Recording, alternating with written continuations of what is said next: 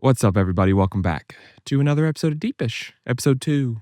And, before we get into my guests today, which I'm very excited about, who we have on today, a little housekeeping for you. If you listened to part 2 of my episode with Josh Ellis, part 2 of episode 1, you heard me, we're just going to say, admit that I don't know how to spell one of my middle names.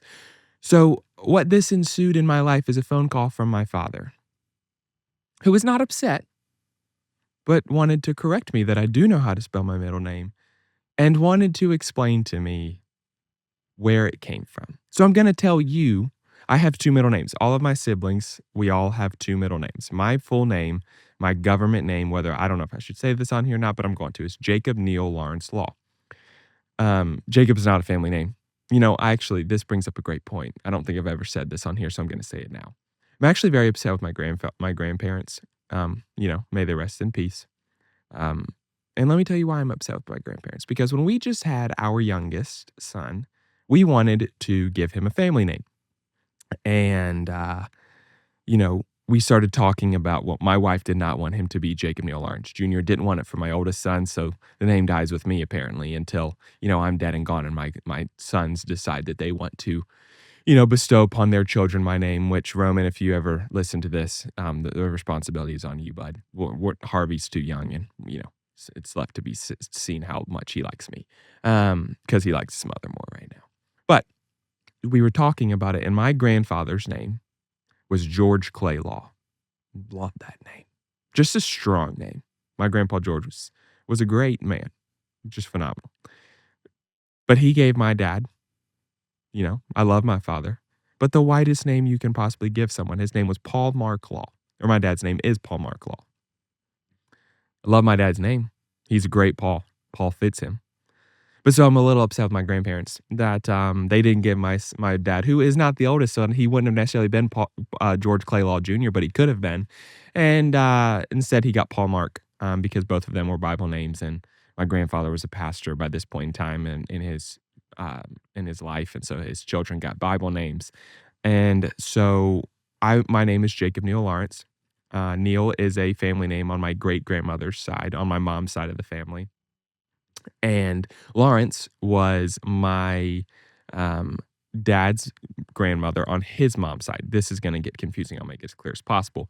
But my great-grandfather on my dad's mom's side, his name was Lawrence, and it is spelled Laurence.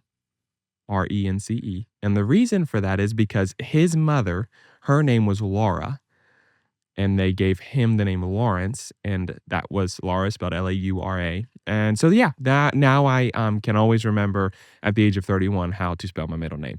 I genuinely think I've always struggled to know how to spell my middle name because Lawrence is Lawr, not, and it makes sense when my last name is Law, Law, that, So mom and dad, thank you for giving me a family name. I'm very grateful for that, but could have been a little less confusing. Also, I have an uncle whose name was Lawrence, and his name spelled the same as mine. So, this little housekeeping. Now I know how to spell my middle name forevermore. But today, episode 2, really excited about our guest today, and he is one of my closest friends. We sat down on his boat. He and his wife live on a houseboat here in Nashville. We sat down on his boat back in the end of the summer when it was still warm. It was actually scorching that day. The camera turned off 5 times while we were recording. So if you notice a little skipping in the video, if you're watching on YouTube or Spotify, that's why. It's because the camera overheated. It was so hot. But Kelly Roberson is one of my dearest friends, and we sat down and talked about his life growing up in Alabama in the 90s. He is a wild dichotomy of a human in the best way possible. And if you know him, you know that there's just no defining how he is the way he is. And we talk about some of those things. He tells a hysterical story about a piece of wood that he essentially adopted in high school and gave it a personality, and it was known. And he talks about that. And yeah, it's just a wild episode. Kelly and I met. We went to the same church. We ended up working at the same church together for a little while, and we talked through some of his journey in ministry and where he is now in his career path and in his life. So Really excited for you to hear my conversation with my friend, Kelly Roberson.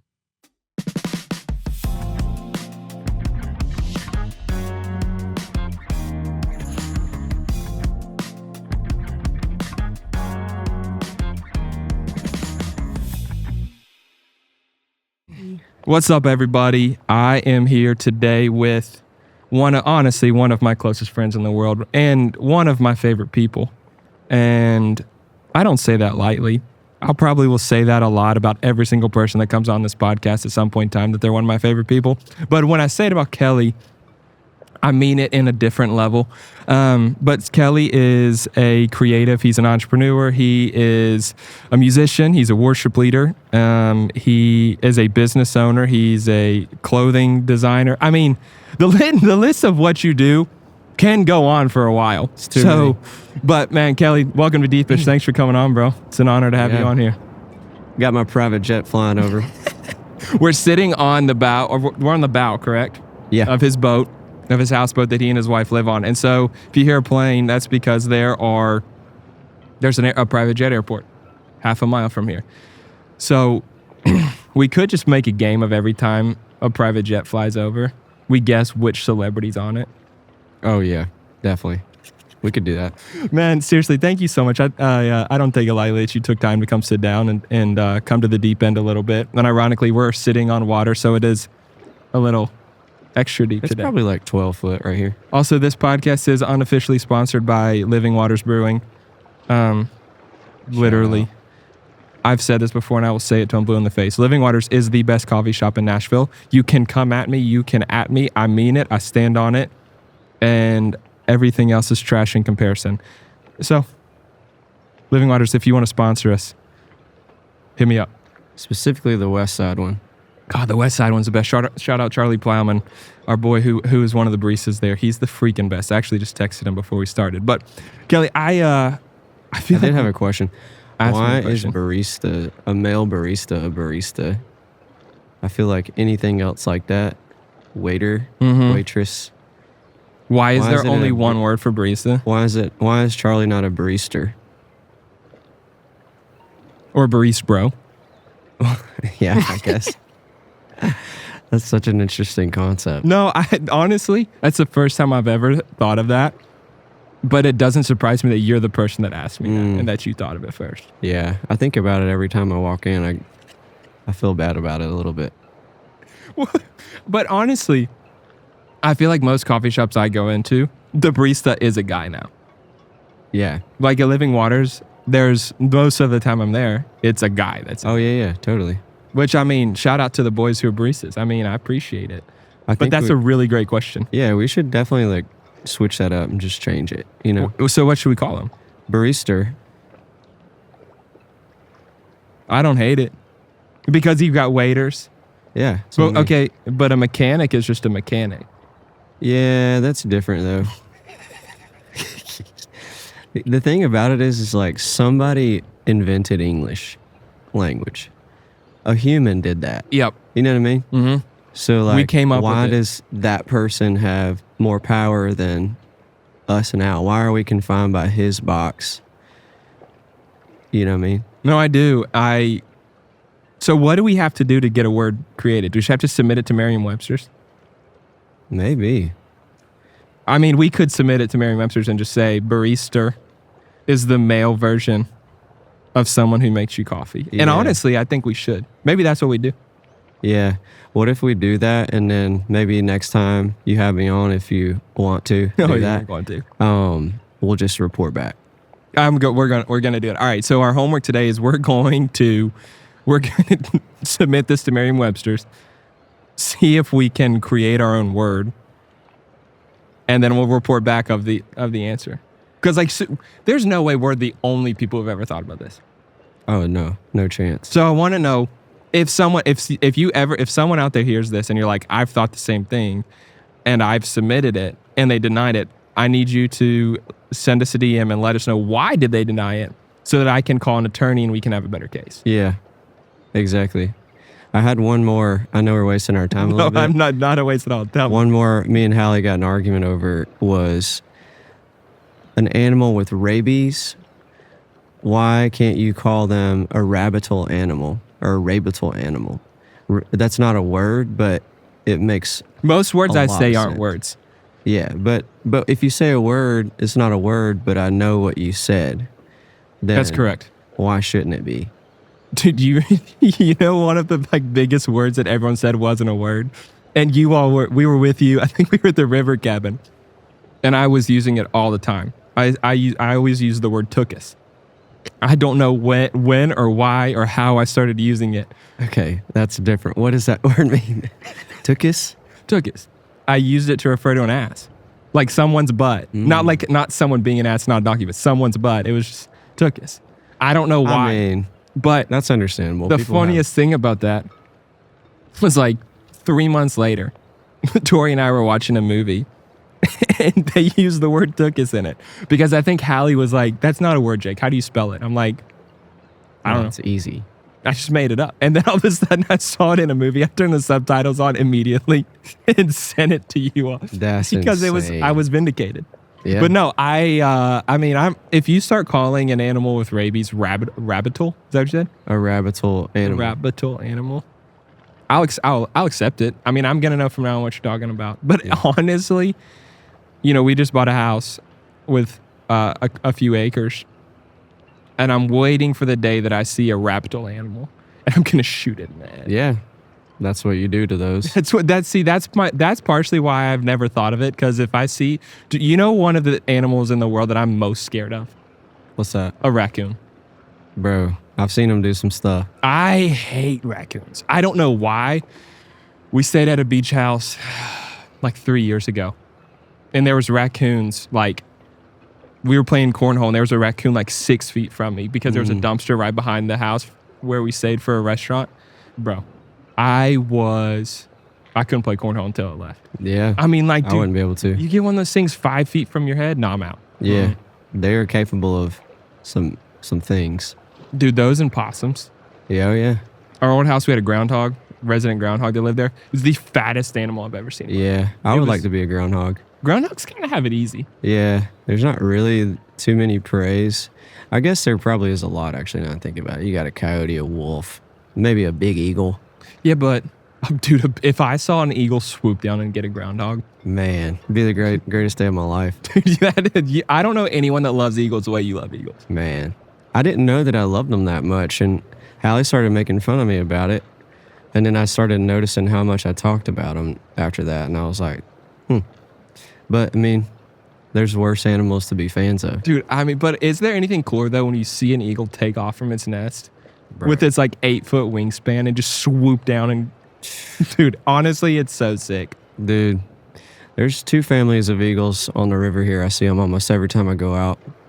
But I had a spiritual moment with an eagle in Colorado. Mm-hmm. And it was me and Hallie, and we were down there and by this like river that was running through a mountain area. It was literally just like it was fake almost. And we were just sitting there taking in the views, gorgeous blue water, the mountains around us, and we're in the canyon. And off in the distance, I see this little white head bouncing. And I was like, oh my gosh, that's a bald eagle. And it's flying, and it's almost like it just like V-line straight toward us. And it flies over the bridge, and then it gets over our head, and it does a circle around us. And it's only probably 30 feet above us. And it does a entire circle above our head. No way, dude. And then keeps going about its business. And I lost my mind. Did you sing Lee Greenwood's God Bless the USA when that happened? Something in me was. Yeah. I don't know that there's any better soundtrack to a moment like that than that song. Mm-mm. God, that's so sick. Though. We got it on camera too, which was awesome. I think you've shown me the video of that. Yeah, That's nuts. That's so sick. But that only deepens your love for eagles, I feel like. Oh man. Oh yeah. It dug in. Yeah.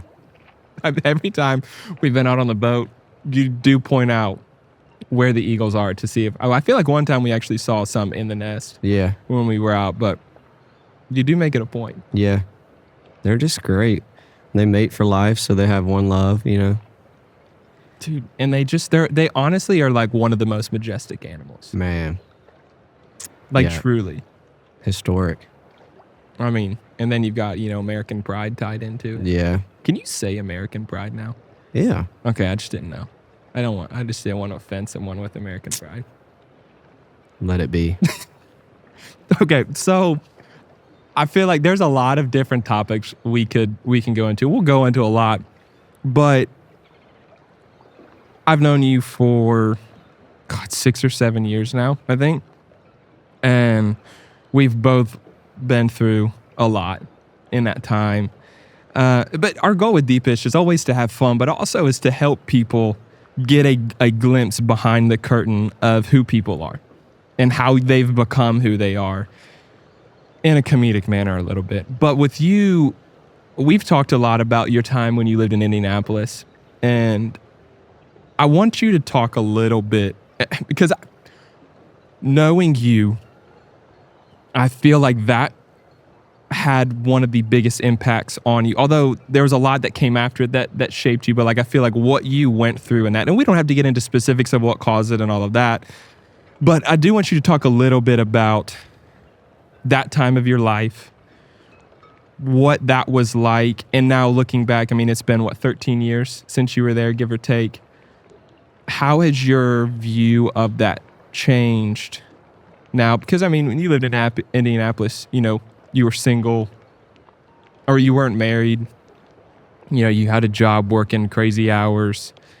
And so now being on this side of it, being full-time freelance, being a husband, and you look back at that time of your life and then the subsequent years after when you moved back home to Alabama, then you moved to Jacksonville before you moved to Nashville.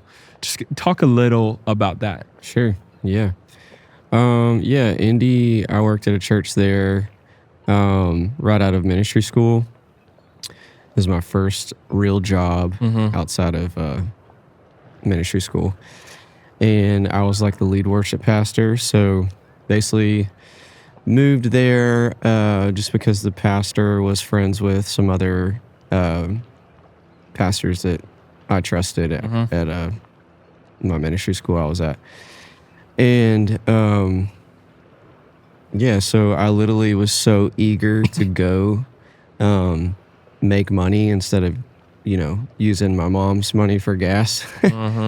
That's real, dude. I was just like, your mom also is one of the biggest angels on planet Earth. Oh yeah, she That's is. Side note, but Yeah, not by like size, but just like by heart. yes, Yeah, by character. yeah.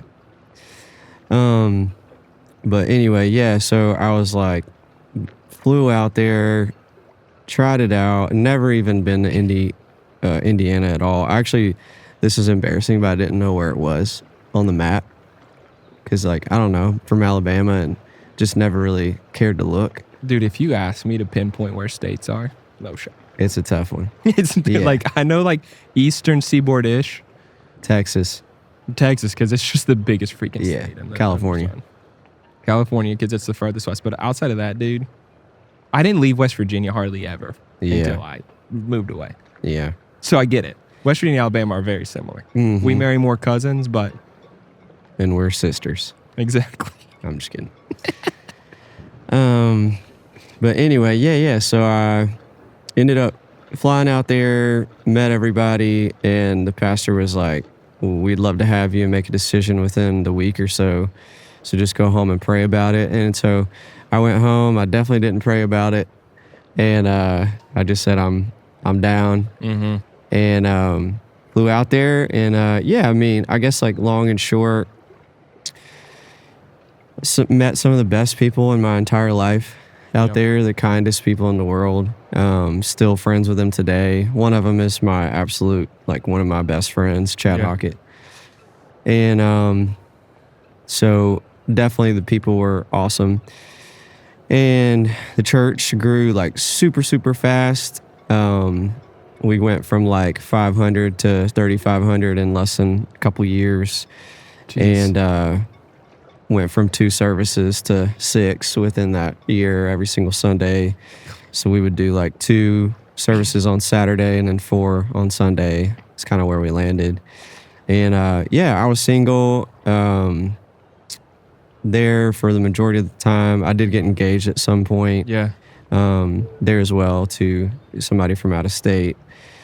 And I just wasn't in a good place, like mentally at that point, and just wasn't right. So ended up, breaking that off. But yeah, I basically just kind of long and short got super burnt out. Mm-hmm. And I think some things that I learned through that season was, one, I moved there alone, which is totally fine, but I guess I didn't know how that would affect me. Yeah. Because I moved alone and as the lead worship pastor. Jeez, dude, you just put yourself on an island when you were already in one. Yeah. And I was taught too to like kind of keep maybe it was my fault interpreting it incorrectly, but like I was taught to like keep a stature of a leader and to, make sure you keep your team's respect and stuff like that. So I kind of like, I was with them and we were all friends, but there was always this like, I gotta keep it all together. Yeah. Which, maybe that's fine for some people. It just like over time it wore me out. And I wasn't married at the time, so I didn't really have anybody to just like be myself with for the 3.5 years. So because when you're in that, we've both been on staff at churches. We both have been in leadership positions at churches. This is not a anti-church podcast. It's not a deeply Christian podcast. So we don't have to go super deep down this rabbit hole. We could easily go deep down this rabbit hole. But I do feel that, to your point of when you're on staff at a church, you're the leader of the whole deal. Everyone's looking up to you. There is a very real sense that you can become very good at masquerading. And I don't even know that it's intentional as much as there's a sense where you put your game, you have to put your game face on because you have to show up every week and you have to be there on Monday through Friday, and you're working 90-hour weeks. And so I get it, like very simply put, like I genuinely understand that feeling where you're the lead, you're living alone, you're by yourself in a new place, you've got friends, but you don't have people that you can go to, and you're the leader. Mm-hmm. That's a recipe for any human to burn out. Mm-hmm. Like, genuinely. Yeah. Yeah, it was tough, man. But I think obviously like that was like a big lesson in moving into, I've been on staff at 2 other churches since then, and that was probably one of my biggest takeaways from that season was like I had the wrong measurement of, let's see. I think I just had the wrong idea of like, what that balance looks like as far as a friendship and closeness, but keeping the respect because you're everybody's leader. And I think, since Florida was definitely, I never was in a position that big, as far as leadership, but moving here to Nashville, that's been something that I've been grateful that I have learned because I just never, that barrier was completely knocked down when I moved here, and still is like, and I've found that it's just as impactful just to like be yourself and be real. Obviously, like there's things that, maybe there's a side of me that I would show to like my closest friends in the world, or whatever, that maybe somebody that doesn't know me that goes to our church, they wouldn't understand or something. I don't do cocaine or anything, but like, you know what I mean? Like, but yeah, so like there's definitely like that, but for the most part, I just like, when I moved here, I was like, I'm just going to be friends with everybody and I'm going to be me. Yeah. And that that means I'm going to be like the best man that I can be. Yeah, right. How old were it's you been when you great. started in Indianapolis? I think I was 23 or something like that. And you were what, 30? 36. When you No. moved here, how old were you? 32? No, I was like 30? 29 or 28. Okay. Dude, I mean, like, the difference from 26 to 30 mentally is astronomical.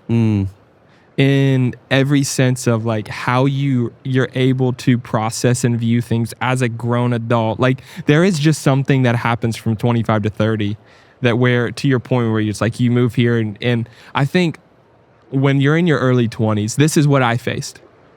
You have an idea of what you think you want, and you surround yourself with people who you think will get you what you want. And the reality of that at times is who you become to appease them so that you think you can get what you think you want that they can afford to give you, is someone you're not. And dude, I mean, that's who I became. I mean, and you walked through that entire time of my life with me. But when you hit very late 20s, early 30s, you start to realize that what you wanted in your early 20s is not even what you want. And two, you realize the value and what it actually looks like to just be yourself. Like, not that I don't love all people, but I'm not for everybody. And every person is not for every person.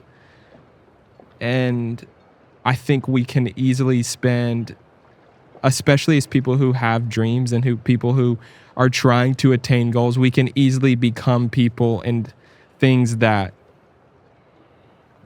we're not because of that. And we try to appease everybody, and then look where it gets you. Sure. I remember we were sitting literally where we're sitting today, probably facing the other direction. It was like probably the darkest time of my life. And you looked at me and you go, "You good?" And you kind of asked it in a different manner. And I was like, I remember that was a moment where I go, I don't know how to answer this question, because honestly, I was awful. And I didn't think I could talk to a soul about it or be real about it, because I just thought it was one of those things that's like, where I was, I couldn't. And then you kind of furthered your question. I was like, oh, okay, I can be honest. And from that moment on, like, you were one of 4 people who and you're one of 2 who's actually stuck through the hard times. So, like, do you think there's a sense, though, of what you went through in Indianapolis, how you were on an island, what came after, and how, like, you viewed life after that? Do you think that's impacted the way that you are as a friend now to people? Yeah. I mean, I would just say, like, I have been in that same position. I was a worship pastor here in Nashville. And, I just allowed myself to be friends with people. Yep. Actual, like, close friends with people. Yep. And I didn't do that in Indy. Everybody was, like, on my team. I was everybody's leader. There was, like, one guy on staff that I was, like, closest with, Jake. Yeah. But even then, he was, like, a single dad, and, we had a little bit different interests outside of the gym. Yeah. And so, yeah. Do you think, looking back on that time, because you mentioned that you go up there, you visit, you basically interview, and they say, okay, you got a week to give us a decision. Go home and pray about it. Which I love that's a stereotypical to pray about it. It's like, bro, honestly, sometimes it takes longer than a week if I'm going to pray about something. Like, and you get put in this position of, like, go home, you got a week, pray about it. Do you think, if 1, you have longer than a week, and 2, if you, like, intently prayed about it, you would have made the same decision? I don't know, man. I've thought about this. Obviously, I've thought about that season for over 10 years now. Yeah. One thing that I've questioned is, I've always been taught, and still hear people say to this day, like, follow the peace. And Um, but I'll say like I had so much peace about moving to Indy, Yeah. Dang. and I had so little peace about moving to Nashville. And I Way. met my wife, and As I like, was about to say, you met your wife in Nashville. yeah, I'm learning more now than I ever have, and all this stuff. So anytime I hear somebody say that, that's not been true for me. But Yeah. and there's a lot of reasons behind it. Like I think probably I was in an impatient state. I was ready to do something. Yeah. I didn't want to wait. I didn't want to pray, and so maybe my like drive or my I don't know what the word is. Maybe my ambitions Yeah. to start life, was so strong that it was hiding the discomfort or the Oh, Holy dude. Spirit's Oof. speaking to me. So that's something to where now, like any decision I've made since then and being able to process, I'm like, I feel like you got to make sure you're content and you're not like super, super hungry and eager like you got to see where you're at in that aspect Yeah. before you start paying attention to whether you have peace or not. Peace can lie. Mm-hmm. And I don't think this applies to, I think this applies to all of life. Like, I don't care what you believe. I don't care like any of that. Like, you can be a CEO of a Fortune 500 company, hate God, think he doesn't exist, but like you still want peace at the end of the day. Mm-hmm. And so like if you only look for peace in the decisions you make, I think you made a good point of why do you have peace? Do you have peace because it's what you want? I do think though it's like the wisdom you have looking back on that season, because I know like leaving that like led you down a dark path. Mm-hmm. Like what you went through there, all of that. And you don't have to go into that, but like I know that it took you a long time to come out of that. Mm-hmm. And still, yeah. I mean, it's been 10 years, right, since you left. Mm-hmm. And that is, our culture right now is very big on healing journeys, and like rightfully so. But I do think that's something that with age tells you, it's like there's no timetable on healing and working through stuff. Like it takes time, and it's different for every person. But like one thing that had a big impact on me when I went through what I went through was I had a life coach. Shout out Jackie Brewster. Jackie is I don't know. Tori said this a couple of weeks ago. I don't know what my life would look like if it wasn't for her in that season. Mm-hmm. But same. And so it's having someone though who's like deeply cares about you when you're like, again, like this applies to every person, every facet of life. So having someone who was removed from your life, she was not a friend. Like, I mean, I would say we're friends, but like she was not my friend I was going to. She was a life coach I was going to. So she was removed as a friendship, but cared deeply about me being a healthy human being and cared deeply about who I was and what I was becoming, to the point where like, I don't know if I've ever had anyone be able to be as honest with me as her, and I could take it. Mm.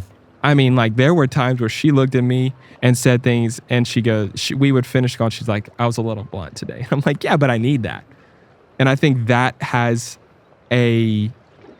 having someone like that is massive when you're working through some type of trauma or situation you're healing. Mm-hmm. Oh yeah, big deal. Let's change gears a little bit, because again, we could go deep down that rabbit hole, and I don't want to. Let's talk about your hat for a second. Okay. Talk about the origin of Wayne and Straight and where it came from and why Wayne and Straight. Yeah. So I have a clothing brand. It's called Wayne now. One of his serial entrepreneurisms. Yeah, I think I'm doing too much, and I know that, but I actually just stepped off staff at the church I've been at here for over 7 years. Wow. But yeah, I just stepped off staff probably 5 months ago, and church stuff is all I've ever done. So I don't really know what to do next or what I'm good at within the world outside of church. So I'm trying a bunch of things. Wayne is one of those. It's basically I've had this vision for about 5 years now. I got it in 2020, and just kind of drug my feet on it for a while. At first, it was called Wayne and Straight, and I just got, the more I thought about it, I was like, I don't know. I just wanted one word, and I wanted it to be a little more simple and easier to explain. And I wanted the brand to be just like my story, pretty much. And so basically, Wayne is literally just it's a Southern luxury clothing brand. And Wayne is just one of the most like iconic Southern names. Like everybody in the South knows a Wayne. No matter your like ethnicity or what side of town you live, you grew up on, whatever, like everybody's got a Wayne. And most of the Waynes that I know, they're great guys too. So it's literally just a name that represents a man in the South, and which is who I'm thinking about when I'm designing these hats and shirts. If I'm designing a shirt, I mean, I don't know if you can see this in the camera or not, very close, but I mean, wasn't this a piece of cloth from an old truck? Is that what this so it's a W patch on this hat that he literally cut out of a truck. So when you go buy one and you go, why is it not $5 like Dick's Sporting Goods? Which Dick's hats are like $60 now. Yeah. It's because he put blood, sweat, and tears into it. So don't come at us about how much a hat costs. Buy it. Because you're feeding families when you buy his hats. Like one family, actually. One wife and husband. Him and his wife. Yeah, this hat, the patches came from a 90s Silverado. But there's a maroon and a gray one. If you grew up in the South and grew up around those trucks and you see the pattern, you're going to be like, I literally sat on that as a child or slept in it. Or it's super similar to the cloth in your truck too. Yeah, I have a 93 Sierra, but it's like a work truck version, so it's not the nice suede that these are. But was the Silverado for sale? Always. Dude, that is one of the most slept on Morgan Wallen songs. Oh my gosh, it's so good. It's so good.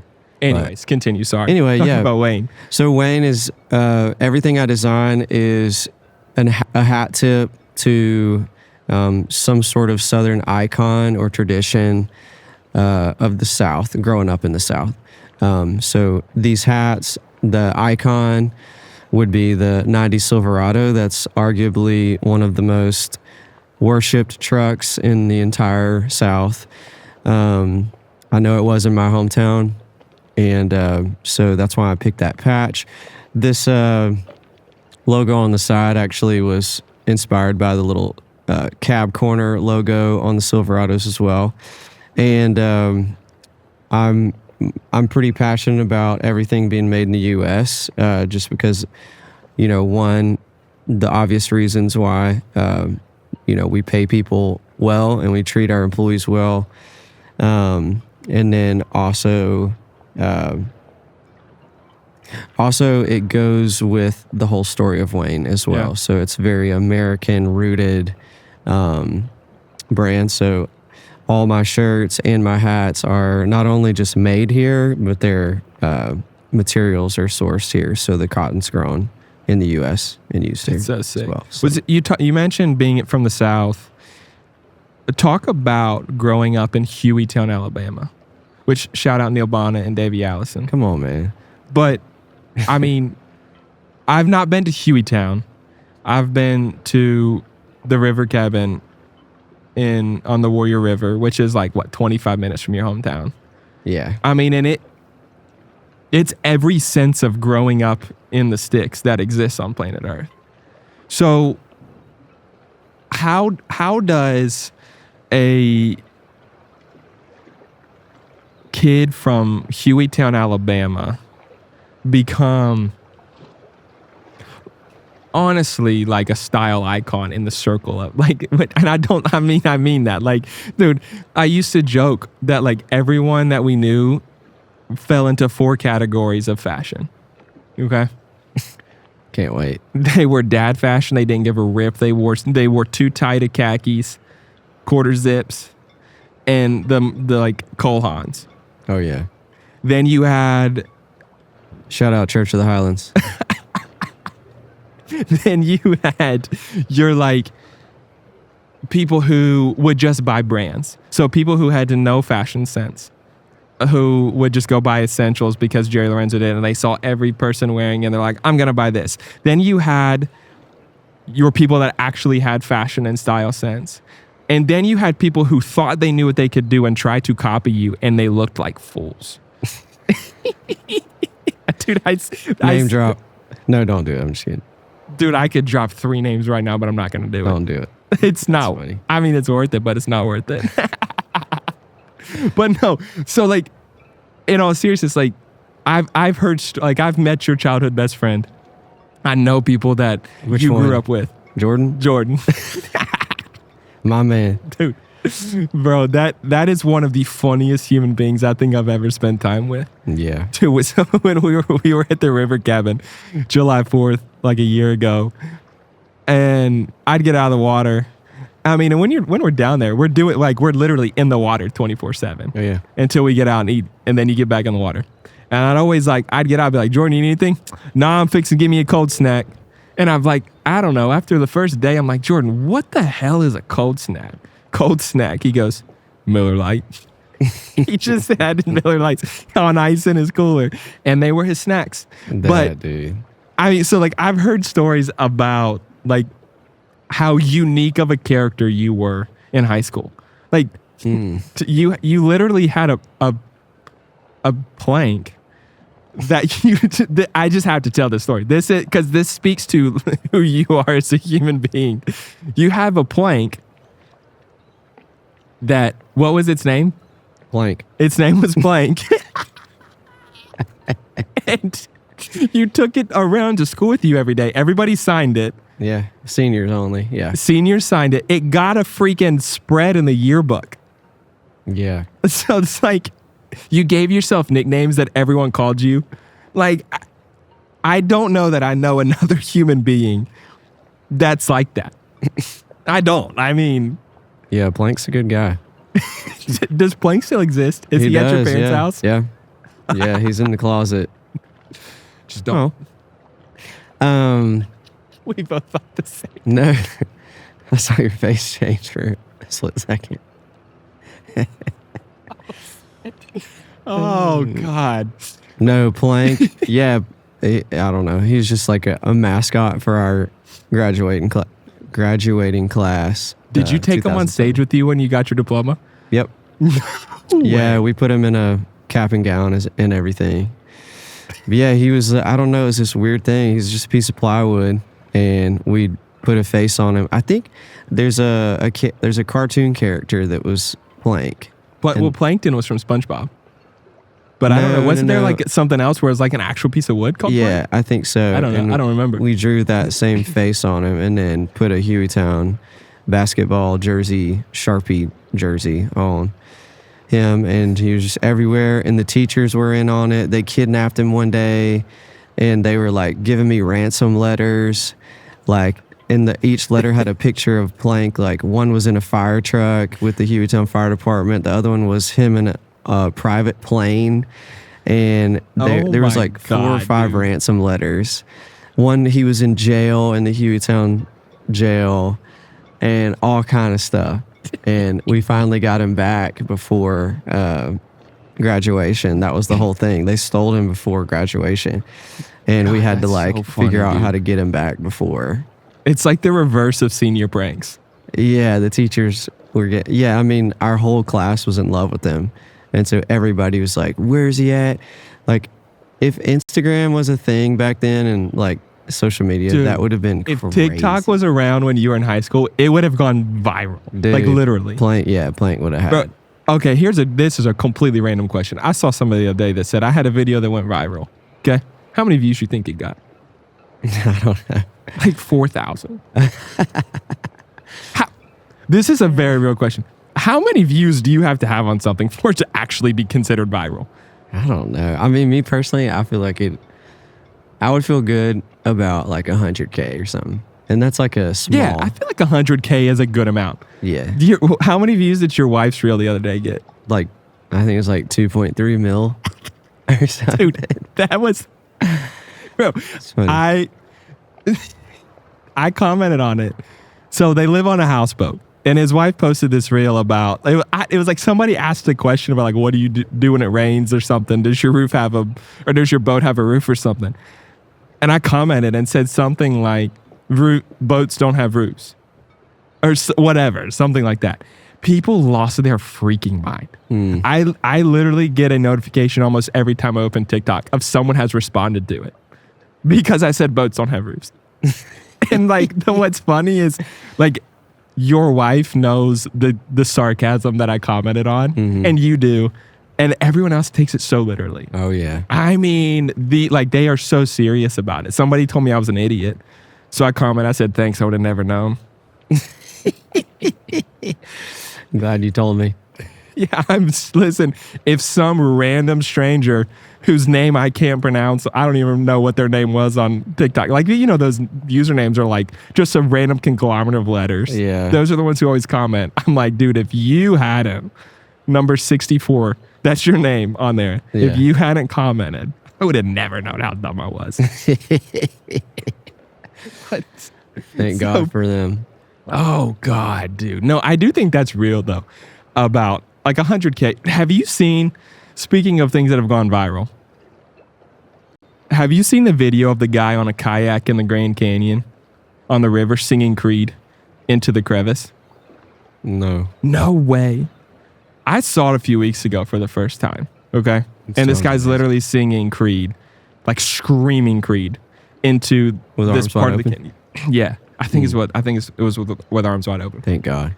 And I see it. I mean, it's like, dude, I think I've seen it on every social media platform. Didn't pay a lick of attention to any of it. I just thought, I was like, that's awesome. Like, that's sick. And then I come to find out it was the lead pastor of the second church I worked at. It's like a friend of mine. Shut up. I'm like, dude, it has like 4.5 million views, 3.5 million views on TikTok. He was on the freaking news over it. I was like, there's literally no way. Like, I promise, I'm going to pull it up and show you. That's mean, like, incredible. I saw this and I was like, it's always funny when someone you see something like that you don't pay a lick of attention to who it is, and then come to find out it's someone you know. Yeah, and you're like, that's wait. crazy. 3.8 million views.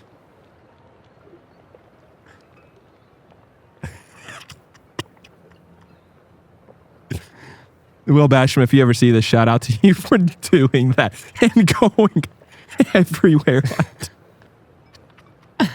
That's incredible. Dude, how sick is that? Wow. I love that, man. That's amazing. But so, back to my original question, now that we've gone on a tangent of being viral or not. Moral of the story, if you have less than 10,000 views, you're not any form of viral. No. Like, Yeah, no. I mean, I've had reels on like my bread page get like 1,800. You know what got the most views of anything I've posted ever? I posted a video of Morgan Wallen and Ernest singing a few months ago at Ernest's release party for his record label. And it got like 5,000. Dang. Still not viral. Dang. That's crazy. All right, so Huey Town. Talk HYT. about like, what was life like in the 90s in a small town? Yeah. It was a dream, man. Dude. I feel like all of us, you know, anybody around 30, like, we experienced the end of an era, you know? So Oh my we gosh. obviously, like, rode our bikes everywhere, was out till late, after dark, with our friends, like, you know, Yeah. making ramps, you know. on There our was nothing BMX like a homemade bikes. ramp until it broke and someone just Oh, yeah. Trashed, but someone just eats it. it's just part of it. But yeah, man, I mean, it was amazing. Yeah. And Hueytown is a great place. Like, I will never be ashamed of where I'm from. Like, Yeah. no reason to be, but like, you know, some people, they like move out of a small town and get, Oh, they dude, like, I was ashamed for a little bit. so yeah, so But you like, get it. I'm from West Virginia. Like, I'm from Huntington, West Virginia. You know what we have? Drug addicts. And we love them. I don't not love them. But like, but now, like, to your point though, now in my 30s, I look back, I'm like, I'm grateful for where I came from. Sure. But like, when you're in your 20s and you move to a big city and you're like, I'm shaking the dust of this little. Oh yeah. I mean, I definitely had that season for sure. Yeah. Like, I was just ready to get out. And also, like, I did love it, but you know, there's a piece of me, like, I've always like had an interesting sense of fashion. Yeah. And I don't know where it came from, besides my uncle used to dress super funny. When you said that, all I can picture is Cousin Eddie from Christmas Vacation. No, he would wear like freaking crazy if he wore blue suits leisure and suits. stuff. If he Yeah. wore blue. Oh yeah, stuff like that. Like alligator loafers or something No crazy. way. But besides that, yeah, like once I got older, like I just realized like I didn't really like fit in, or I didn't really desire to have the lifestyle that, you know, you would need to keep if you were gonna stay there. Yep. I get that. But you know, moving out, like, it's just a place that I'm like, I wouldn't have wanted to grow up anywhere else in the whole world. Yeah. Because, you know, I had absolutely amazing parents, and still do, obviously. And Shout out to Kenny Rogers. yeah, pops. But I loved Hewtown. One thing that I really liked a lot is like, it was very diverse as far as like, you know, the African American community and the white community. It was like split down the middle. And when I moved out of Hueytown, I realized how rare that little piece of the world was, because like, you're in the South, and then it's a diverse little town, and we just like all loved each other so much. And like, our graduating class, like, we just like, everybody was family. And because of that, I was like close to both of those cultures, and I love both of them. And I get like some of my like fashion that I pull is from, you know, anything that I wear, like, it's gonna have some sort of Southern twist to it. Oh yeah. But you know, there's many different cultures when you say Southern. Oh, And absolutely. So I just like adore every piece of those two cultures. And I'm just like so grateful. I don't know if I would have even had my eyes open to it in an authentic way if I didn't grow up in Hueytown. So Dang. we're right in between this city in Birmingham called Bessemer. Yep. And then on the other side is where the river is, and it's called Oak Grove. And they're the polar opposite little pieces of Alabama. Yeah, And dude. Hueytown's right in the middle. And it, I don't know, it's just like this piece of heaven as far as like community goes, in my opinion. Dang. So That's sick. I do think you're right though, that growing up in the 90s, we were like, and it's so wild to me. Like, I don't know why I've become so nostalgic. I think I have a sense of why. I think it's because as an adult, especially in the, like, being an adult in 2025 is not easy. Like, no matter who you are, what you're like, I mean, life is expensive. We live in a big city where things are very expensive too. But I think I've become somewhat nostalgic because I remember the simplicity of being a kid. And now it's like, dude, the Jonas Brothers they're on their 20th anniversary tour. Dang. Which, like, also think about that. Like, to be in year 20 and to sell out a freaking football stadium. crazy. Like, that's wild. But so they're out, dude, they brought out Demi Lovato, Switchfoot, and Jesse McCartney. I saw a Switchfoot. Dude, which is like, if you would have told me when I was in high school that the Jonas Brothers and Switchfoot were going to do a song together, I would have never believed you.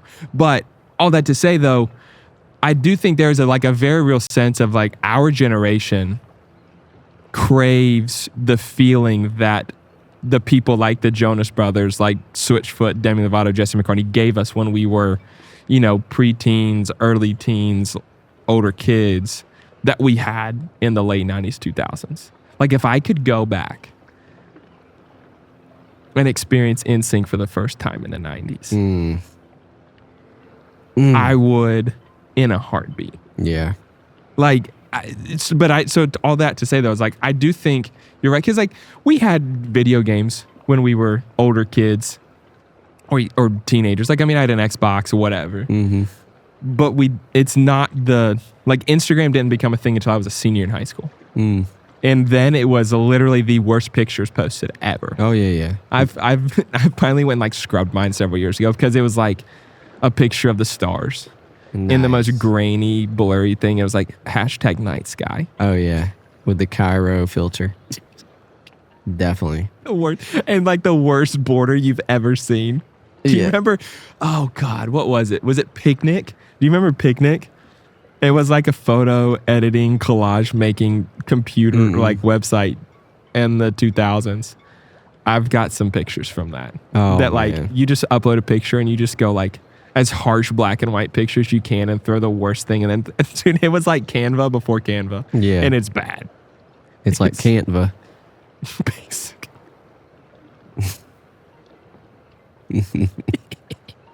No, dude, I think though it's wild how much like so now as a parent, I'll say this. I moved to a smaller town outside of Nashville and I love it. Mhm. So like all of what you described that you had growing up as a kid, now that's what I'm trying to create for my sons. Yeah. That's Isn't a that weird wild? thing to say. Yeah. Sons is weird. But that's what I'm so like he's growing up watching the shows we grew up watching. Like he is we are trying to cultivate a childhood experience for him that although in this technologically driven world, like it's awesome and we're grateful that he has we have the convenience and all of that. But we're also trying to bring in some of the semblance of what we had in the 90s that was like the entertainment was different. It wasn't so short attention span driven, all of that. And it's honestly makes parenting fun. Yeah. Because there's So cool. well, and I also had him at 23. Yeah. So like my brain wasn't even. Yeah. That's crazy, huh? That's a wild thing to think about. But no, it is crazy how much you grew up in the country, but Yeah. grew up with two different cultures. Yeah. And I think that like is such a like points so much to who you are now as an adult. Mm, And- definitely. And then you marry a girl from Missouri. Yeah. Yeah. There That's goes- my prop plane. that's his fourth plane. Who's on that one? Jim Bob. Jim Bob. Yeah, that's about right. Jim Bob's on. Oh, did you hear that? It's a rock quarry. Just blowing rocks up over here. But how much now? I mean, 36. You've been married for a year and a half, almost 2 years. 2 years and like a couple weeks. Mm-hmm. And what?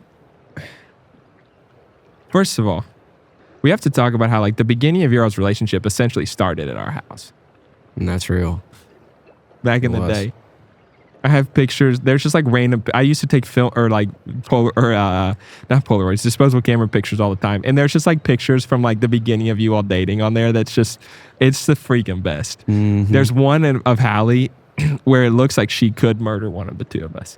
I think she was like you all were in the midst of a very serious discussion, and it's her face and it's funny. But no, like how much though. You're a very thoughtful person, and you're also a very intentionally selfless person. How has that impacted your marriage, and how has being married and being a husband impacted you as a human being? Hmm. Yeah, as far as like intentionality and being like thoughtful, we both are. Yeah. Um, Two of the most thoughtful people I know by a mile. Thank you, bro. I think we just, I mean, we are clearly not like these like super business savvy people. So there's like that side of, you know, some people have like that gift. We have a ton of EQ. Yep. Sometimes too much, we think. Like sometimes we're like, frick, I wish we were just a little more naive, you know? Yep. But it's definitely helped. Like we both say like we feel like we've had our first year of marriage and our first year of dating. Yeah. Because, you hear a lot of people will say, your first year is really rough because obviously, like, you're learning how to live with another human being that grew up different and was taught Yep. different and whatever. And because of, our high EQ, Yeah. we saw all those things that maybe people see in their first year, but we saw that right when we started. Yeah. And so that was really helpful, to be honest. And, if somebody can, go through a tough season, or a couple can go through a tough season without having the, covenant made, Mm-hmm. We technically could have left. Yep. So that was really cool just to see, like, hey, we went through something hard, one of the Yep. hardest seasons, we've been through, and we weren't even like necessarily like locked, Yep. So Yeah, I mean, at any point in time during that, what you dated for a year and a half, I guess, before you got married, before you proposed and then got married. At any point in time during that, like, there's nothing tying you all together. sure. But I also know that, like, you all both worked on yourself and your relationship a lot in that year and a half. Yeah, totally. Yeah, I cannot discount that. Jackie Brewster, that you were just talking about. I mean, we literally said at our wedding, like, if it weren't for her, we would. Oh, I don't know where we would be. also, your wedding was in freaking People magazine, but I digress. It wasn't in the magazine. As far as I'm concerned, it was. You But- kind of looked like Elvis, but that's a whole other. That's funny. But yeah, so I think that the intentionality and the thoughtfulness was like very, very helpful for sure. Mm-hmm. And still is. And I think that as far as being married, I mean, I'm just gonna say all the cliche things that you hear. I mean, it teaches you a lot about yourself and the good, the bad, the Dude, things you need to get rid of, and makes you selfless. I mean, I'm only Two things make you selfless: marriage and parenting. yeah, I bet. Like, I don't know that anything exposes how selfish you are as much as those two. And like I mean, Tori and I've been married 10 years. Getting married, good God, I don't know how she'd put up with my ass. But then you have a kid 3 years in, and you're like, I remember thinking, and I adore my son. I mean, he's like, when people are like, your kid should be your best friends, screw you, you're wrong. My kid's one of my best friends. He's the man. I love him. But I remember that, like, the first night, he was in the NICU for like 24 hours. They bring him to our room. It's like 11 o'clock. Tori's sick as hell after having him. And he literally will not shut up. He's screaming. And I remember sitting there with the screaming kid. I have no clue what to do. I'm 23. I've never had a kid before. I have no clue what to do. And I remember thinking, I'm stuck with this. And then it's like, and Tori, like, in just deep, utter pain, rolls over and looks at me and goes, take him to the nursery. And I'm like, I can do that. Then like 2 hours later, they brought him back and he was fine. Yeah, that's But awesome. all of that to say is, like, that is like those two parts of life. Like, it's the days where you, like, she gets home from writing, you get home from working, shooting content, creating something, whatever you're doing. And you're like, I want to do nothing. I want to sit here and veg out playing games on my phone. And she's like, let's talk. Yeah. Let me tell you about my write. Tell me about how your shoot went. And you're like, I love you. I don't want to talk about that. But like, because you love your spouse, you then have those conversations. Mm-hmm. And if you're not married, you'll understand. But it's like, it's also like the most beautiful thing. Totally. Oh yeah, it's the best. But Definitely sharpens you. It can either sharpen you or kill you. 100%. Yeah. Like, either it makes you better or you walk away. Yeah. And I don't know. I mean, I just think that's like the reality of, like, marriage is hard. But it's also like, I think it's so much more fun being married to someone you love than it's hard. Mm-hmm. I think too often when someone's getting married, they're like, ball and chain, anchored down, your life's over. And I'm like, And they say the same when you're a parent too. It's like, yeah, you sacrifice differently. Like you give up things that other people want to do, or like you can't always go do stuff that when you have a spouse or a kid. But I'm also like, that's kind of the point. Is to give up stuff, and it's more fun. Like it is more fun to take my son to do stuff than it is to hang out with people that probably don't like me that much anyway. Sure. And then, when are you having kids? I don't know. God, if you announced right now that you and Hallie are pregnant, there was I don't remember when it was. You all texted us somewhere along the lines. You did not tell us you were pregnant. Let's just say that. But you said something, you're like, we have to tell you all something. I don't remember what it was. I'm like, God, if you're telling me that there's a little Kelly coming, I will lose my mind. Junior. Nah, I'm sure we will at some point soon. We'll see. But it's like, but you all are also in that season of life where you are so hyper focused in a good way on building what you're passionate about. Her with her music, you with 7 different things in a good way. I mean, between Wayne and, your content creation stuff that you're doing, social media management, plus helping your wife with all of her music stuff. Like, dude, do that. Good for you. And the kids will come. Sure. Don't wait till you're 50. Because then you're 70. you're going to be hobbling over Yeah. your kid's high school graduation. Can't do that. Can't do that. Also, your mom's going to be the greatest grandmother in the world, which I know she has. Your sister has kids, but yeah, she's got one, dude. But yeah, we'll see. Hallie's a full-time artist, so it kind of sucks for female artists. Actually, really sucks for female artists because it's like there's 2 things that are a detriment to your career, and one is getting married, and then 2 is having a kid. I guess just because like within the industry's eyes or standard, you kind of lose some sort of like appeal or whatever. That's but so wild, dude. Yeah, and we're not gonna like bow down to that by any means, but we're just trying to kind of see what happens and when it happens with her career, and kind of make decision from there. But it's definitely something that you can be like us and just have an oops. So we're on speaking of oopsies, we've got a 7-year-old, and Tori and I had talked, like, our son's wanted a brother or sister. Well, not a sister. He's wanted a brother for forever. And we had talked, and I'm like, all right, listen, I don't want kids more than 8 years apart. It creates too much separation, I think, and then the younger one doesn't know the older one, and the older one gets to know, like, it's just the whole thing. And so I was like, we have until he turns 8. And then I'm just like, I just don't feel like it's logical or makes sense for us to have a second. And she was like, okay.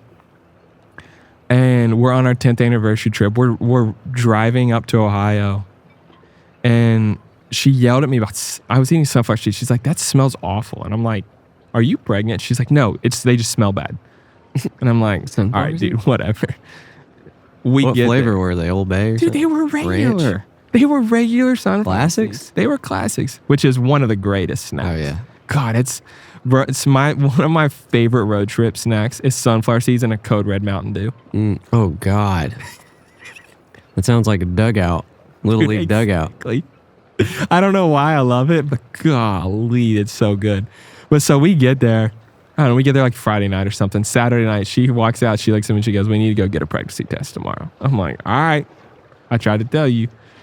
Sunday morning, dude, we wake up in Ohio to freaking almost 8 inches of snow. Man. And it's like 10 a.m. and she looks at me. She's like, we need to go get a pregnancy test. I was like, okay. She's like, do you want me just to drive and get it? I'm like, no, I'm not sending you out in 8 inches of snow to get a pregnancy test. Like, it was also Valentine's Day weekend. Yeah. So come on, Tori. So we drive to like a CVS down the street. It's like a 1/10 of a mile. We slip and slide the whole way over there. When we get back, she takes a pregnancy test. And also, like, we just laughed. She's like, we look like teenagers walking into the CVS to get a pregnancy test on Valentine's Day weekend. And so she takes this pregnancy test, and she looks at me, and she's like, you got to open this. I'm not doing it. I'm like, all right. And, like, I looked at it and I was like, there ain't no damn way. Dang, that's crazy. There is no way. And she's like, what? And I'm like, and what makes it funnier was we were in the town her aunt and uncle live in, and we had dinner with them that night. And they like made some joke about us being pregnant. Tori's like, funny. Oh my gosh. And now it's like, we're going to have our second son like 3 weeks before Roman turns 8. So like literally right on the cutoff. And I'm like, all right. But dude, I told them that they should name this one Empire. So I'm pretty sure they're not, but that's what I'm going to call them. This kid's going to have an identity crisis when he's 6 and he goes, why does Uncle Kelly call me Empire? And that's not my name. Imp. Law. Empire Law. Empire Law does kind of go hard. Roman Empire is... Roman and Empire. I don't know that there's anybody on planet Earth, though, that adores you the way that my son does. Oh, I love that dude. Dude, he is... He says he's like... Because, like, there's other people now that, like, call you Uncle Kelly and stuff. And he's like, I'm the one who calls him Uncle Kelly. He's, like, so possessive over it. I'm That's like... funny. And then he'll ask me, though, because, like, all of my best friends are just, like, uncles to him. And he's like, why do I have so many uncles, Dad? And he's like, I only actually have, like, 3 real uncles. And he's like, why do I have so many uncles? I'm like, yeah, it's just life. It's like... It's just... I do think, though, that as a parent, there is something, like, very important about having friends, though, that are family, that your kid, like, just genuinely views as family. Mm. The risk with that is then you have friends that are like family who walk out of your life. Been there, done that. Mm-hmm. And it's like, so be it. But Yeah. I'd rather take a risk on like having someone that's like family and then I do something that pisses them off and they walk away than I live a sheltered life with no friends and you don't try. Totally. Because that's easy to do. Talk to me about Bobby Quick for a second. And because The real one or the fake one? Yes. Because I feel like anyone that knows you wants to know when your first country project's coming out. Yeah. Not just Bobby Quick, but like when's Kelly Roberson releasing his first country project? Well, I think my first Kelly song will be released this year, I'm hoping. So it just got pitched for the new season of Love is Blind. No freaking way, dude. Yeah. And then It's so badass. Temptation Island as well, which is hilarious. I mean, the show is like not The shows are wild. but it's not as bad as it sounds. Who cares? Yeah, but like, let's be real. Who cares what the show is? If the show picks up your song, take it and run, dude. Yeah, totally. So nobody makes the rules. yeah, And the people that do, they suck. So screw the rules. like the guy that made English. Dude, it all comes back to that. That's right. It all comes back to Everything does. barista. Exactly, Breester. But yeah, so my first Kelly song is actually a super long title. It's called "Even the Bluebirds Fly in the Rain," so it's like a full sentence. Dude, that is a long funny. title. That's wild. But I started doing country stuff. I was writing country stuff like 15 years ago. Yeah. A part of me feels like that's what I was supposed to be doing this whole time, but that's a whole nother story. But I kind of agree, but I digress. But anyway, I started doing it professionally last year, but I did it in the sync world only. Yeah. Sync music is basically any music you hear behind a commercial or a TV show or like a soundtrack. That's like a sync. So, you know, there's like some really bad like examples, like, you know, if you're watching Love is Blind and there's like they're on a boat and they broke up and the song's like, yeah, we broke up on the water. Okay. I have to interrupt you for a second. That reminds me. Did you ever see the clip of Montoya? Was it Montoya? It was like the Spanish South America Love is Blind or Temptation Island or something like that. Where they go, dude, you've never seen it? Oh my God. So there was this, it was like everywhere. This guy, so whatever it is, they go and They stay at the opposite houses. So it's like the guys leave their girlfriends go stay at a house with a bunch of single guys. The guys stay at a house with a bunch of single girls or whatever. And then they like put video cameras and everything. And so this guy's got his girlfriend and they put him like in front of a TV screen and he's watching his girlfriend hook up with another guy. Dude crashes out on TV. Dang. Freaks the out, dude. Loses his mind. And he starts sprinting down the beach. And the host of the show is going, Montoya! Montoya! I don't remember that. I think that's what, I promise, dude. I will find the clip and show you. It's one of the most like, then it just became this like thing of like, what's bro gonna do next time? Dude, it was. Dang. And like the best part of it was the whole thing was in Spanish, if I remember correctly. No so way. I have no clue what's being said. But you felt it. But I felt it. I mean, and he's just, dude runs from his villa that all the guys are in and sprints down to the female villa. Dude, it was unbelievable. Dang. That is so funny. Dude, it's awful, but I'll have to look that up. I'm going to find it and show it to you. But anyway, so. But yeah. So, back to. Yeah, so I started doing that last year, a little over a year ago. And I call myself Bobby Quick. That's my granddad's name on my mom's side. And yeah, just because like some of the stuff I put out, I don't necessarily feel like it feels like me, you know, at my core. Sure. But it definitely like was one of the writers and sang on it. So there's a piece of me in there. I'm not like ashamed of it, but I definitely wanted to like make sure I separate the sync country stuff from stuff that I would actually release under my own I get name. that. So that's sick though. Yeah. So the Bobby Quick stuff is fire though. Thanks, bro. It is fire. Yeah. I'm proud of it no matter what. So well, I also feel very strongly that the world needs a new country duo. We haven't had and let me rephrase. The world needs a new couple country duo. We haven't had one since Tim and Faith. And Tim and Faith haven't put anything out together in forever. 15 years. Yeah. So, I'm just going to put it on record. Maybe we will. That if Kelly and Hallie put a couples country record out, it would, I'm saying it here. So when it happens, I'm keeping receipts. It would be massive. Okay, I receive that. We actually do. We actually have a project coming out. It's a sync project, but it's a country duo. Okay. And it's like 5 songs, and it's Sony's sync company, which is called Sony Extreme, hired us to do it. So it's finished. It's been finished for a long time. Does that have the songs you've sent me on it? I have songs that you two sing together. Yeah. That I think were unmixed. Yeah, that's it. God, it's so freaking good. Yeah. So we're going to be called Blue Harbor. Let's see what you did there. That's our name. Because the bluebirds fly. A lot of blue here. Blue's like the prettiest word to sing about. But yeah, so Blue Harbor.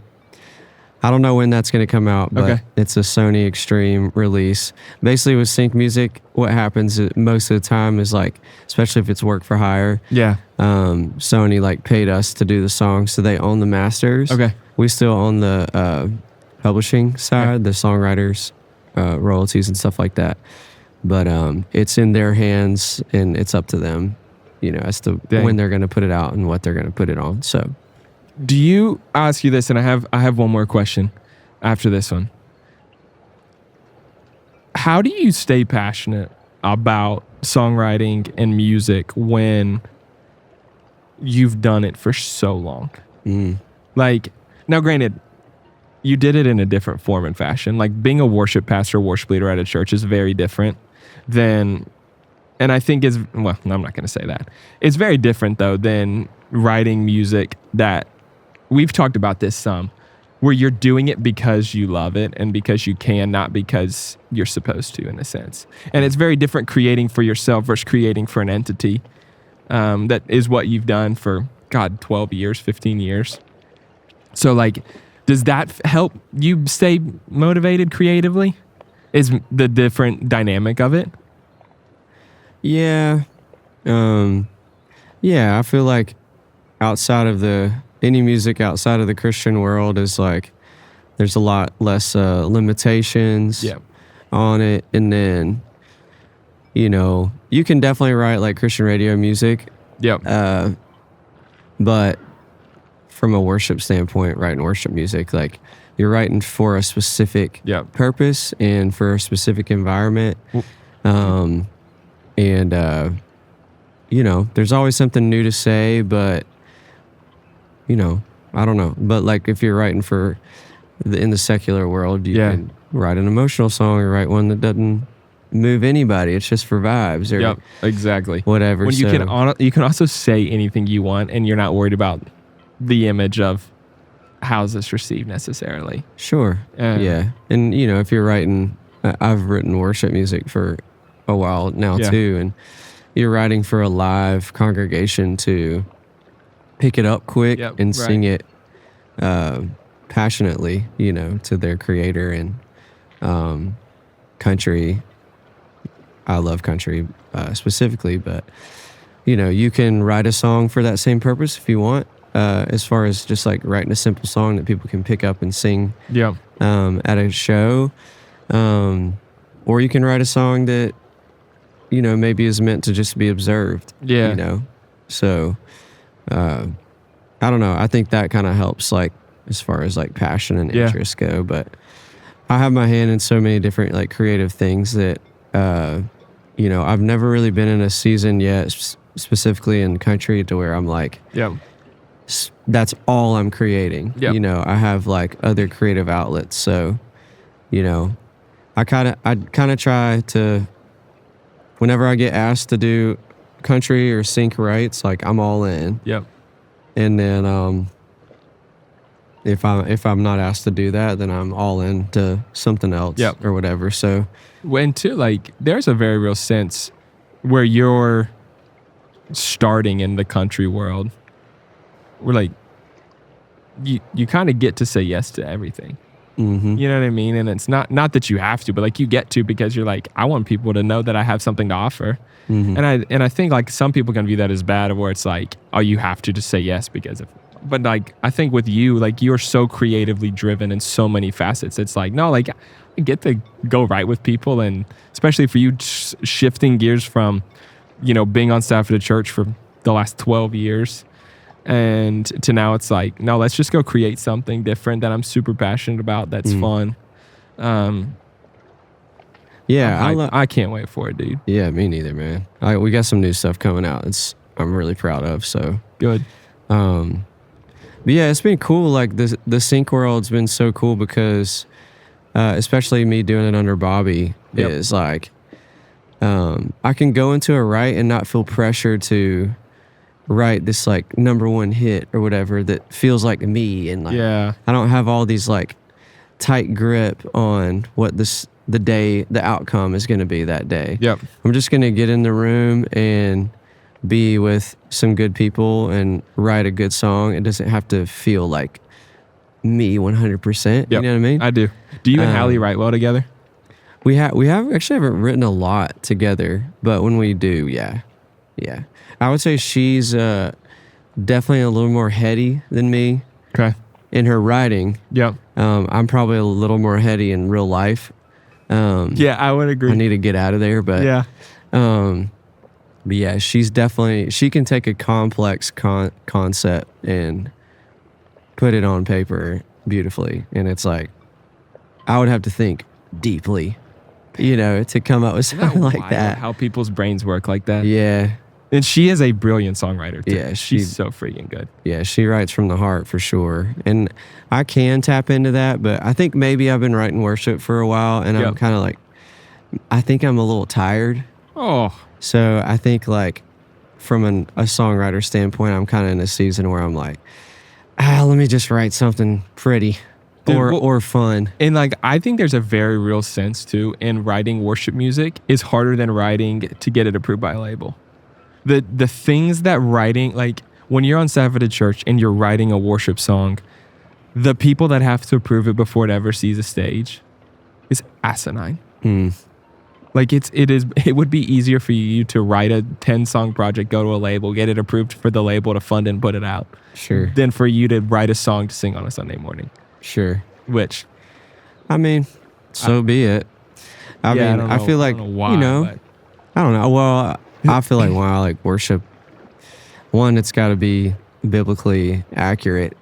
You Well, know, there's so many filters. It should be biblical. It should be biblically accurate. There's a lot that's not. Sure, yeah. But that's a whole other. But no, I know what you mean. Like there are a lot of filters, and I think though that goes back to what we were saying or what I said a second ago of like why it's almost more fun in a sense to create for yourself in this season of life because there's not filters. Mm-hmm. And like, hey, if you are writing worship music and you're for a church and like I respect, like, I mean, I've got, like you've done, I've got other friends that do it. Like, no disrespect to you. Like, you're writing something that's bigger than us, but, or is about something bigger than us. But at the same point in time, like, to be able to create something just like on a whim, that's like, it sounds cool, it's fun. And I don't have to go through 17 checks and balances of like, does this fit every parameter? And sure, does this, all of that stuff. It's kind of fun. Yeah, totally. But that's a whole different can of worms to get into. All right. I love it. I got one more question for you. Give it to me. We're gonna finish with a segment I like to call "I Said What I Said." Oh no! And this with you, this is gonna be There's perfect no telling. because there has been a lot of things that you've said in life that you say it and you go, "I can't believe I just said that out loud." And you said it with the most pure intentions. But sometimes things just come out differently than you hear them in your head. But that's not what this is about. This is a segment where I give everyone the opportunity to give me their best hot take. And it can be grossly offensive. Okay, not grossly offensive. It can be offensive because that's the fun of hot takes is they offend people. But I have to make a disclaimer. Don't come at us if we go against something that you like and that you're passionate about. This is our opinions and we stand on it. But on the first podcast, I went after Jenny's a little bit. Jenny's ice cream? Yeah. Don't let Hallie hear you say that. Dude, I think their ice cream's trash. That is a hot take. Or a cold one. Whichever one you want to look at it. Dude, I would rather go to Cold Stone 10 out of 10 than go to Jenny's. No, Jake. Dude, this is a fact. Okay, listen, hear me out. Why do you have to... it's like crumble cookies, bro. Crumble cookies is overrated. I think I maybe had one. You know what's once. better than crumble cookies? The Great American Cookie Company Double Trouble. Give me 2 chocolate chip cookies with icing in the middle. Oh my God. Anyways, I just like, no, Jenny's, no offense. If you're the CEO of Jenny's, please don't send me a cease and desist. It's all in fun. I just don't think their ice cream is good. Wow. Dude, so many people have gotten so vehemently pissed at me for saying that over time. And I like stand on it. Like I mean it. Like, I don't like going there. Bro, if I ever see you with Jenny's in your spoon, you're just never going to. I'm slapping it out. I wish you would. Dairy Queen Blizzards, better than Jenny's. Oh my God. Dude, I'm dead ass. This is impossible. All right, what's your hot take? I don't know. I'm trying to think. Do you want me to give a new one while you think? This is going to offend people. Yeah, go ahead. I have one. This one will probably grossly offend some people. And if what I say is about you, I want to say I mean no disrespect, and I don't think I mean disrespect, but I actually I mean what I'm about to say. And I have a disclaimer with it. Disney adults freak me out. It's a weird thing for sure. Dude. Okay, but here's my disclaimer. Because someone's going to hear this and go, Jake, you just talked about the Jonas Brothers and your son watches Disney Channel. And High School Musical is still one of my favorite movies. Yeah, and it's fine to like Disney things. There is a big difference between a Disney adult and a Disney Channel adult. They're just massively different. Listen, dude, I mean, here's the deal. I'll say I know a few, but I know 2 classic ones right off the bat. Yeah. Savannah Riggins is one. Yep. And the thing is like, she's like the most like normal, amazing person in the world. You never would guess, but she's a Disney adult. But if you get close, once you get into the Disney stuff and like Star Wars and Mickey, like Savannah, I love you if you hear this. Disney adults freak me out. Dude, I just like, and like, That's the thing. It's mysterious though, because like, there's okay, definitely nothing wrong with it, but there's like the stereotype, like somebody that's like super into Comic-Con. You know what I mean? You can tell that they are. yes, dude. Even like in everyday life. Yeah, You know but what I mean? not Like, many people wear their Disney or their Mickey ears around in public. That's what I'm saying. You can Yes. have like I'm not picking on Savannah. She's like the first person that I think about. Yeah, I Like know. super dope, like dresses Yeah, cool. if you met her, amazing. if you met her, you would not Yeah. assume she's a Disney doll. Other people you meet, you assume they're Disney adults. There's some There's- of them. there's Like a there's another subset. girl Hallie's like close friends with. Normal girl, like mom, married, like just this sweet. I think I know little who girl. you're talking about. Just crazy about Disney. If you tell me 31, you say, Jake, me and you fly to Orlando, and we're gonna have to take a guy's trip, and we're just gonna go to Disney World. What? Like, what Do are the you- two of us gonna do in Disney World, bro?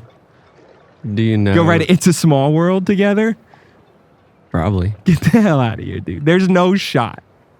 Like again, like, and I love like the concept of Disney, but like, it's not an amusement or a theme park. It's like I don't even know how to describe what it is. Alternate reality, I feel. Dude, I actually could agree with this theory that Disney is actually an alternate universe, and when you arrive in Orlando, you're actually transported to an alternate universe. Cause like birds don't exist there, Oh. insects don't exist there. Interesting. How? I don't know. I mean, I haven't been to Disney since 1997. All right, so sounds like a good reason to not go. Keep my record. Dude, it's so terrible. All right, what's your hot take? Dude, I'm trying to think. I put you on the spot, and that's why I know it when it comes to you, it's gonna be so good. I honestly don't know that. I don't know that when Josh Ellis came on, he gave one. Maybe he did, but I think we got such an tangent talking about how Elf is not a good Christmas movie, and how Jenny's doesn't have good ice cream. Hmm.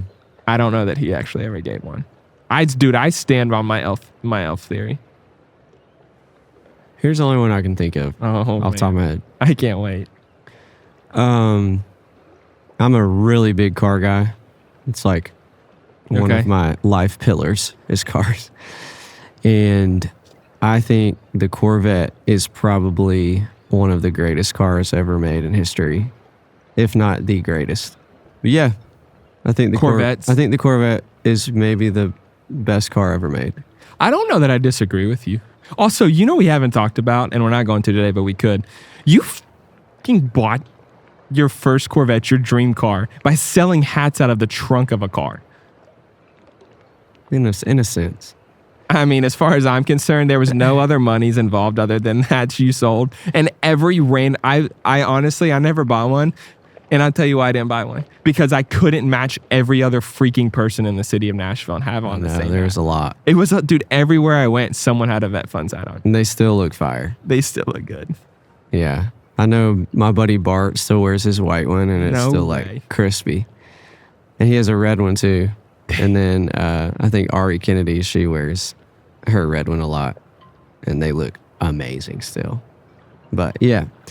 That's such Yeah. a wild. But that goes back, though, I feel like, to you having a freaking plank that walked at senior graduation. It's the same type of thing. Like, I don't know anyone else that could. I'm sure there's someone else on planet Earth, but like, I don't know anyone else that could go, I'm going to sell hats and buy my first car. That's my dream car. That also was before used cars were brutally expensive. Totally. But Oh, that car's still pretty cheap.